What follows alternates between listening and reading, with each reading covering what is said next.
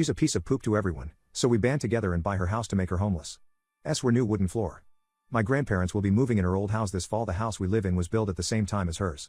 My parents were often at the construction site and help if they can. The strange lady was nice to us at the beginning. But that changed soon. This happened around Christmas 2017. We have a neighbor who is very unpopular in our neighborhood. She is well known for harassing people who use the public path at the left side of her house. The path is 1 out of 3 to reach the public playground behind her house. If someone uses the path, she would scream at them that this is her path on her private property, which is wrong. Sometimes she would close the path with a red and white plastic chain and won't let anyone use the path. She would scream at kids on the playground when they were loud, at daytime. She always has her shutters almost down so she can stalk the people on the street and stay unseen. If some kid's ball landed in her garden, she would bring it to the kids and destroy it with a knife right in front of them.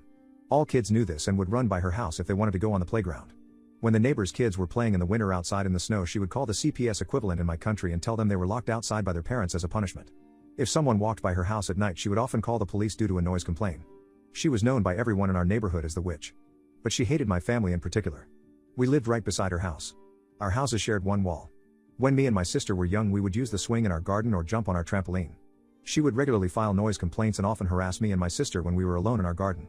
If my parents heard her screaming swear words at us from the first floor of her house, they would yell back. If me or my sister walked on the path by her house, she would scream at us. We used the path daily on our way to school. One time when I came home from school, she was in her car with the trunk on the sidewalk. When I walked by the back of her car, she held the engine and the dark exhaust hit me. Almost every night she would hit the shared wall with something to wake us up. Sometimes she'd ring on our door and try to make us go to other neighbors to complain about small things. We often had lawsuits with her. One time because her trees grew 2 meters over the border. Another time because she built a fence by sticking bamboo mats in the dirt and tearing it down the next day and telling the police we destroyed her wooden fence. We won all lawsuits against her because my uncle, he's teaching law school, gave us good advice on how to deal with her and named lawyers he knew were good.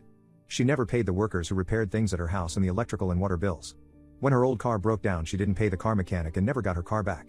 She was in department and had a mortgage on her house. When the foreclosure came, we were at the court and bought her house. She was with us in the courtroom when the auction was and tried to buy her own house but wasn't allowed because she couldn't provide proof that she has enough money.